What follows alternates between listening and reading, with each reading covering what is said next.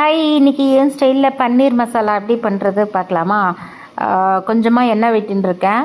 இப்போது ஆனியன் வந்து க்யூப்ஸில் சும்மா ரஃப்பாக சாப் பண்ணி போட்டிருக்கேன். ஏன்னா நம்ம மிக்சியில் போட்டு இதை அரைக்க தான் போகிறோம். அதனால் வந்து குட்டி குட்டியாக நறுக்கணும்னு அவசியம் இல்லை.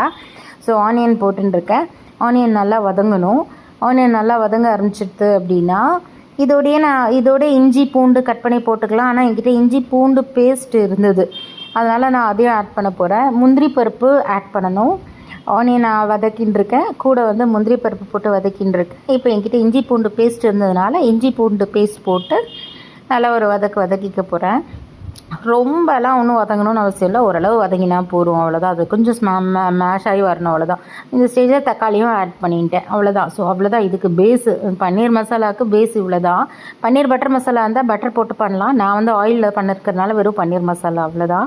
ஸோ ஒன்ஸ் எல்லாமே அதை வந்து மிக்சியில் போட்டு அரைச்சிக்க போகிறோம். இப்போ திருப்பி எண்ணெய் விட்டுன்ட்டு பேசிக் மசாலா ஐட்டம்ஸ் எல்லாம் போட்டுன்ட்டு வதக்கினால இதுக்கு முன்னாடி அதெல்லாம் நல்லா ஸ்மூத்தாக அரைச்சி வச்சுட்டுருக்கேன் மிக்சியில். அதை வந்து வாண்டில் ஆட் பண்ணிட்டேன். இப்போ ஒரு மசாலாவை ஆட் பண்ண போகிறோம். மிளகா பொடி ஆட் பண்ணுறேன். அதுக்கப்புறம் வந்து எல்லா மசாலாஸும் ஆட் பண்ணணும். மஞ்சள் பொடி கொஞ்சமாக ஆட் பண்ணியிருக்கேன். அதுக்கப்புறம் வந்து இந்த ஸ்டேஜில் தனியா பொடி ஆட் பண்ணியிருக்கேன். அப்புறம் வந்து கரம் மசாலாவும் கொஞ்சம் இப்போவே ஆட் பண்ணிவிட்டு மொத்தமாக வந்து எல்லாம் மிக்ஸ் கொடுத்துட்டு ஓரளவு நல்லா கொதிக்க வச்சிடணும். கொதிக்க வச்சுட்டு பன்னீரை ஆட் பண்ணிட்டேன். பன்னீரை ஆட் பண்ணி முடிச்சுட்டு நல்லா இது பண்ணிவிட்டு கஸ்தூரி மெத்தியும் ஆட் பண்ணி நல்லா ஒரு கொதி விட்டுட்டு இறக்கினா பன்னீர் பட்டர் மசாலா ரெடி.